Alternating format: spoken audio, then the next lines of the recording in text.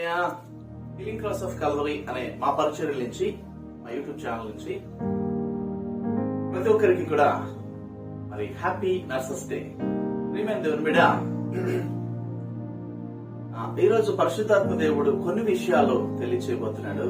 వాటి కొరకు ప్రార్థన చేద్దాం. పరిశుద్ధాత్మ దేవుడా, నీవు మాట్లాడి మా జీవితాల్లో నూతనమైన ఆశీర్వాదాన్ని, కృపను, క్షేమమును అనుగ్రహింపచేయమని విత్తబడుచున్న ఈ మాటలు ప్రతి ఒక్క జీవితానికి, ప్రతి హృదయాన్ని కదిలించి వారిని మార్చి వారి జీవితంలో పరిపక్వత వచ్చే కృపను మీరు దయచేయండి. మీరే మాట్లాడు. నజరేయుడైన యేసు నామములో ప్రార్థిస్తున్నాము. Amen. Praise the lord. How are you? మీ జయమన్నా. లూకా సువార్త మరి చూసినట్లయితే 10వ అధ్యాయం 30వ వచనం మనం చూస్తాం. ప్రియమైన దేవుని బిడ్డ, ఏంటి అంటే ఇక్కడ మనం చూసినట్లయితే, అందుకు యేసు ఇట్లనెను, ఒక మనుష్యుడు యెరూషలేములో నుండి యెరికో పట్టణముకు దిగి వెళ్ళుచు దొంగల చేతిలో చిక్కెను. వారు అతని బట్టలు దోచుకుని అతని కొట్టి కొరప్రాణముతో విడిచిపోయిరి. ఏంటంటే ఇక్కడ మనం చూసినట్లయితే, అందుకే ఒక మనుషుడు యెరూషలేము నుండి యెరికో పట్టణముకు వెళ్తున్నాడంట. దొంగలు వచ్చి అతని కొట్టి తన బట్టలు, తన దగ్గర ఉన్నవన్నీ కూడా తీసుకుని వెళ్ళిపోయారట. అతన్ని ఎలా కొట్టారు అంటే కొర ప్రాణముతో. ఇంకా ఎప్పుడు చనిపోతాడో తెలియదు, అలాంటి స్థితిలో ఉన్నాడు ఆయన. అయితే ఇక్కడ మనం చూస్తున్నాము, అప్పుడు ఒక యాజకుడు ఆ త్రోవన వెళ్ళుట తటస్థించను. అతడు అతన్ని చూచి ప్రక్కగా పోయాడు. యాజకుడు అంటే దేవుని మందిరంలో సేవ చేస్తున్నటువంటి యాజకుడు ఆయన పక్కగా వెళ్ళిపోయాడంట. అలాగుననే లేవీయుడు ఒక చోటికి వచ్చి ప్రక్కగా పోయింది. లేవీయుడు ఈయన కూడా యాజకత్వంలో ఉన్నవాడే పక్కకి వెళ్ళిపోయాడు. అయితే ఒక సమరయుడు ప్రయాణమై పోవచ్చు అతడు పడి ఉన్న చోటికి వచ్చి అతన్ని చూసి అతని మీద జాలిపడి దగ్గరికి పోయి నూనెయు ద్రాక్షారసం కోసం తన గాయములు కట్టి తన వాహనం మీద ఎక్కించి ఒక పూట పూలు వారి ఇంటికి తీసుకుని పోయి అతని పరామర్శించాడు. దేవుని బిడ్డ, ఎలాంటి గాయాలు అయ్యాయి అని మనం చూస్తే చాలా గాయాలు. పరిశుద్ధ గ్రంథములో ఒక గ్రేట్ నర్స్ ఎవరైనా ఉన్నారు అంటే అది సమరయుడు. ఇతడు మంచి సమరయుడు. దేవునికి స్తోత్రం. మనకి లూకా సువార్త 10వ అధ్యాయం 30 నుంచి మనం చూసినట్లయితే 35 వచనాల్లో క్లియర్ గా ఉంటది. ఒక వ్యక్తి దొంగల చేతిలో అపహరింపబడి, ధనము దోచుకోబడి, వస్త్రాలు చింపబడి, ప్రాణాలు కూడా కాపాడుకోలేని స్థితిలో ఒక రోడ్డు మీద పడిపోయి బిక్కుబిక్కుమంటూ ఉంటే మందిరంలో పరిచయం చేస్తున్నటువంటి యాజకుడు చూసి పక్కకి వెళ్ళిపోయాడు. నాకెందుకు? దేవుని వాక్యం చెప్తాడు, దేవుని గురించి అన్ని విషయాలు చెప్తాడు. ధర్మశాస్త్రాన్ని బోధించే యాజకుడు పట్టించుకోలేదు, మళ్ళీ లేవీ గోత్రానికి చెందినటువంటి వాడు కూడా పట్టించుకోలేదు. కానీ ఒక సమరయుడు, సమరయులు అంటే యూదులకి ఇష్టం లేని వారు, సమరయులు అంటే తక్కువ చూపు కలిగిన వారు, సమరయులు అంటే అంటరాని వారు. మరి ఆ సమరయుడు వచ్చి అతని దగ్గరికి వెళ్ళి లేపి అతని గాయాల్ని కడిగి, అతని గాయాలకి నూనె రాసి ద్రాక్షారసం పూసి ఆ గాయాలు కట్టి ఎవరితను ఆదరిస్తారని చెప్పేసి చూస్తే అక్కడ ఒక గుడిసె ఉంది. ఆ గుడిసెలో ఒక పూట పోలు అందరికి వెళ్ళి, అయ్యా ఇదిగో ఈ వ్యక్తి బాగుపడే వరకు నీ దగ్గర ఉంచుకో, నా దగ్గర రూపాయి ఉంది. ఒకవేళ ఇతడు బాగైన తర్వాత ఇంకేదో నువ్వు ఎక్కువగా ఖర్చు పెట్టుంటే నేను మళ్ళా ఈ మార్గంలో వస్తాను, నీకు తప్పకుండా చెల్లించుకుంటాను. The great nurse in the Bible, good Samaritan. గొప్ప సమరయుడు, గుడ్ సమరయన్, మంచి సమరయుడే నిజమైన నర్స్. ఈ రోజు చూసినట్లయితే నర్సెస్ డేలో ప్రియమైనటువంటి నా ప్రియమైన చెల్లెలు, అక్కలు, నా ప్రియమైన తల్లులు, నర్స్ అంటే విధంగా చెప్పాలంటే నర్స్ అంటే ఎవరంటే తల్లి అంటాను నేను. తల్లి, ద గ్రేట్ మదర్.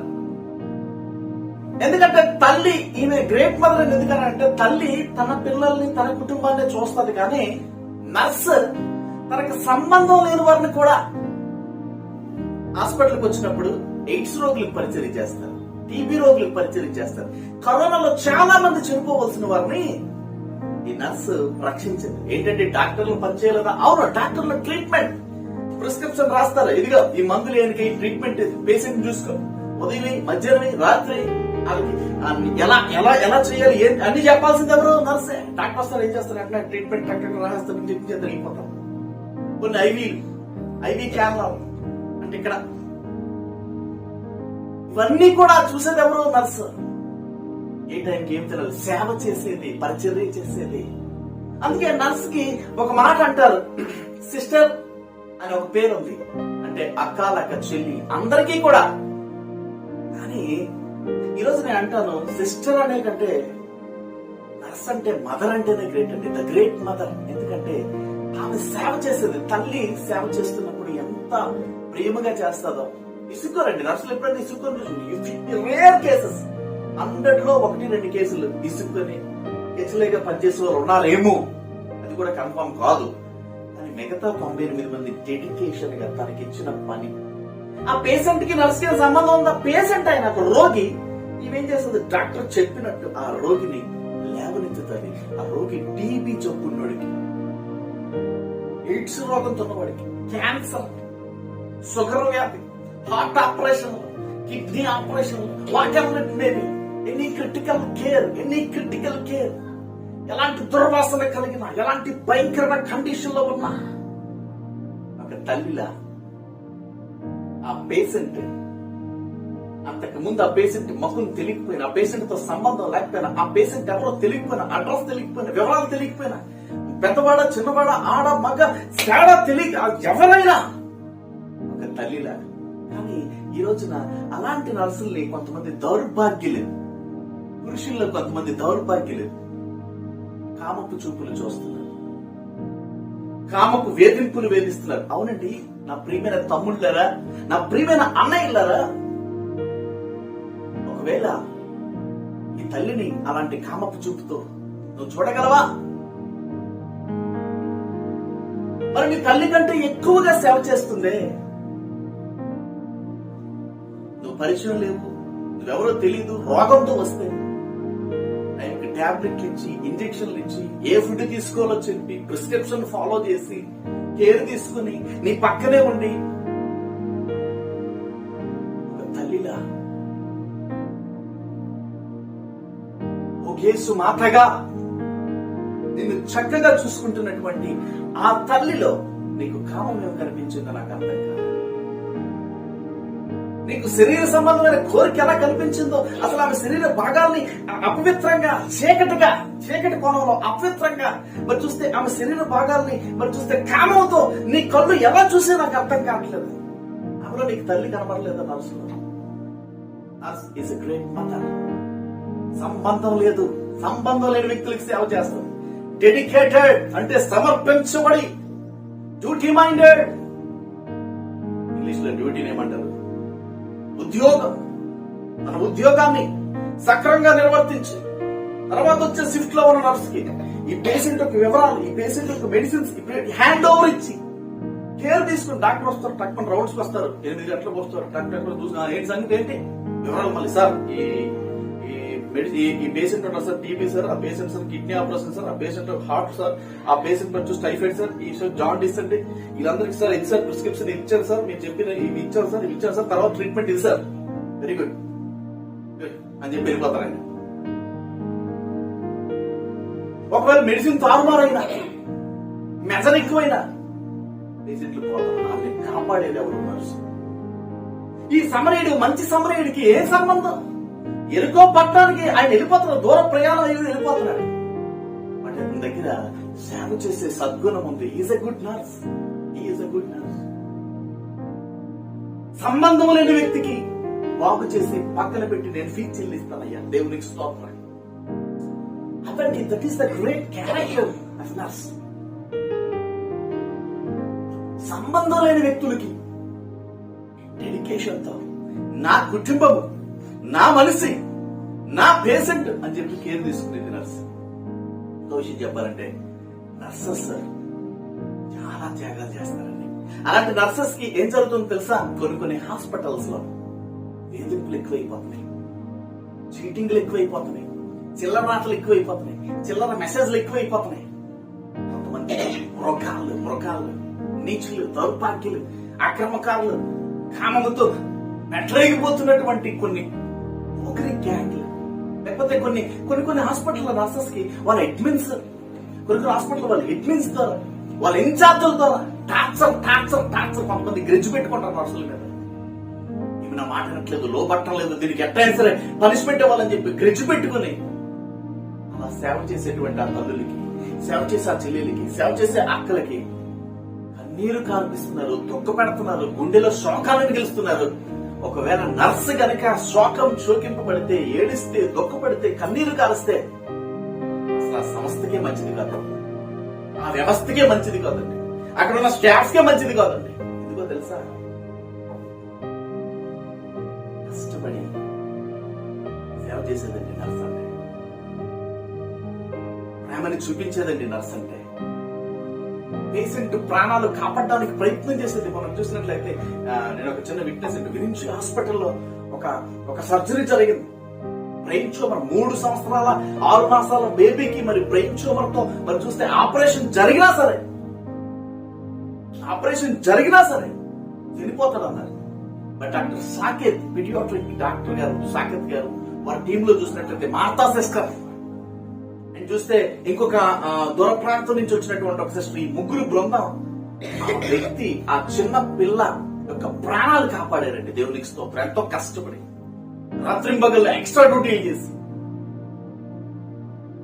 ఒక ప్రాణం నిలబడుతుందంటే, ఒక సమాజంలో ఆనందం ఉందంటే, ఒక సమాజంలో ఆరోగ్యం ఉందంటే, ఒక కుటుంబం సంతోషంగా ఉందంటే, ఒక కుటుంబం నవ్వుతూ ఉందంటే దానికి కారణం ఎవరో తెలుసా?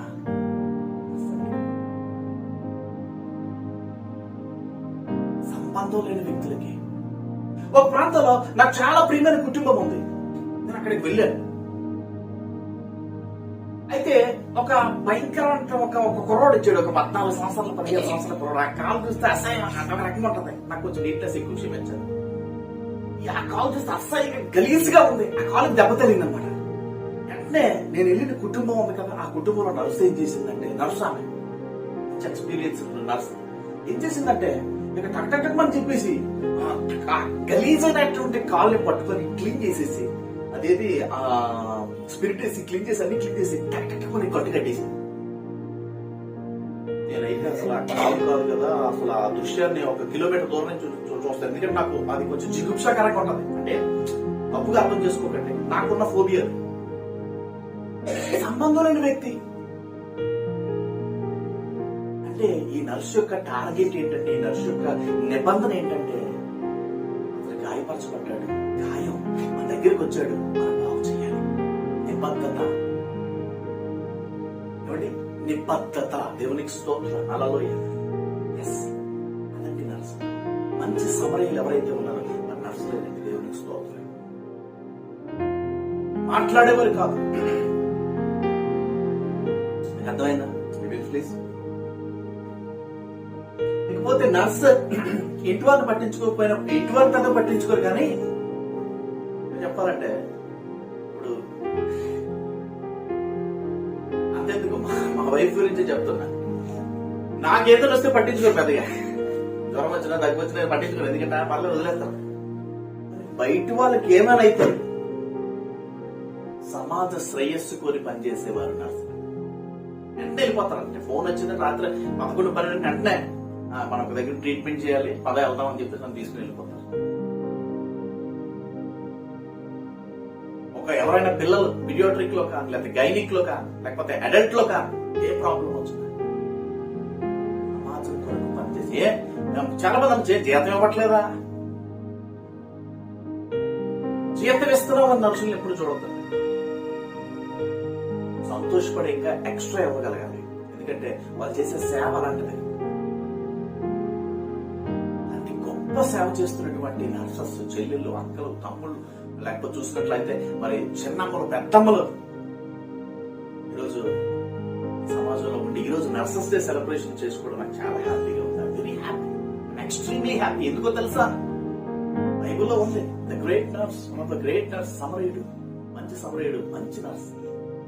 ఈరోజు మంచి సమరయులుగా ఉన్నటువంటి చెల్లెళ్ళు, అక్కలందరికీ కూడా జయమన్న నజరేయుడైన యేసుక్రీస్తు నామములో దీవెనలు ప్రకటిస్తున్నాడు.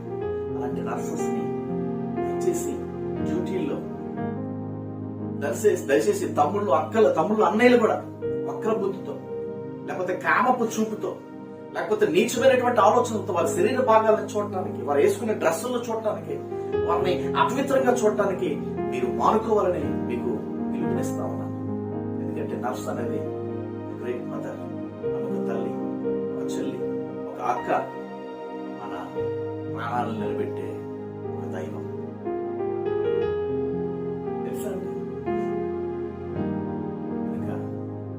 అక్కలారా, చెల్లెలారా, అనేక ప్రాంతాల్లో నర్సులుగా సేవలు అందిస్తున్నటువంటి ప్రైవేట్ జాబుల్లో అవ్వచ్చు, గవర్నమెంట్ లో అవ్వచ్చు, యోగ్యత ఇచ్చిన దేవుడు. ఇట్స్ గ్రేట్ కాల్, గొప్ప పిలుపు అది యోగ్యత ఇచ్చింది. కొంతమంది తెలుసండి మీకు, నర్సులు కాకపోయినా మామూలుగా తెల్లచీరలు కట్టుకుని అక్కడక్కడ పరిచర్య చేస్తూ ఉంటారు. వాళ్ళకి ట్రీట్మెంట్ తెలియదు, మెడిసిన్ తెలియదు, స్పెల్లింగ్స్ తెలియదు, అక్షరాలు రావు. వాళ్ళు కూడా నర్సుల్లాగా ఫీల్ అయిపోతారు. అంటే పెద్ద మేడం నుంచి ఫీల్ అయిపోతారు. కొంతమందిని చూశాను. I have seen some people. అంటే ఎందుకు అలా ఫీల్ అయిపోతున్నారు? నడుచుకున్న గౌరవం అది, నడుచుకున్నటువంటి అథారిటీ, నడుచుకున్నటువంటి హానం అది. మనకి వీళ్ళు కూడా ఏంటి, మేము కూడా నర్సులు అనుకుంటాం. అప్పుడు సైలెంట్ గా నర్సు అని స్పెల్లింగ్ అంటే నాకు తెలియదు. కొంతమంది నర్సుల్లా ఫీల్ అయిపోతారంటే అర్థం ఏంటి? వాళ్ళకు ఉన్నటువంటి యోగ్యత లేదు. ఎంతమంది అయితే నర్సులు ఉన్నారు ఈరోజు? ప్రియమైన దేవుని బిడ్డ, ప్రియమైన చెల్లెలరా, అక్కలరా, నా ప్రియమైనటువంటి వాళ్ళరా, అందరినీ దీవించడానికి ప్రార్థన చేస్తున్నాను. మీరున్న ప్లేస్ లో మీరు నిలబడండి. ప్రభువైన యేసు నీకు స్తోత్రం. మీరు చేస్తున్న సేవలు మీరు దీవించి ఆశీర్వదించి కృప చూపించు. కొంతమంది అక్కలు చెల్లెల జీవితాల్లో గవర్నమెంట్ జాబ్ కొరకు ఎదురు చూస్తున్నట్లయితే వారిని మీరు సెలెక్ట్ చేయమని కోరుతున్నాను. వారికి కావాల్సిన గవర్నమెంట్ జాబ్ ఎక్కడైతే స్టక్ అయ్యేదో అనుగ్రహించండి. డబ్బులు కట్టుకోలేని పరిస్థితి, లంచాలు ఇవ్వలేని పరిస్థితి ఉన్నటువంటి వారందరినీ కరుణించమని కోరుతున్నాను. కృప చూపించండి. నజరేయుడైన యేసు నామములో ప్రార్థిస్తున్నాను. కాలంలో ప్రాణాలకు తెగించి ప్రాణాలు పరంగా పెట్టి, కుటుంబాన్ని పక్కన పెట్టి సమాజం కొరకు పనిచేసిన అనేక ప్రాణాలు మరణానికి అప్పగింపబడకుండా కాపాడిన నర్సులందరికీ రెండు చేతులెత్తి నమస్కారం తెలియజేస్తూ మిమ్మల్ని ఆశీర్వదిస్తూ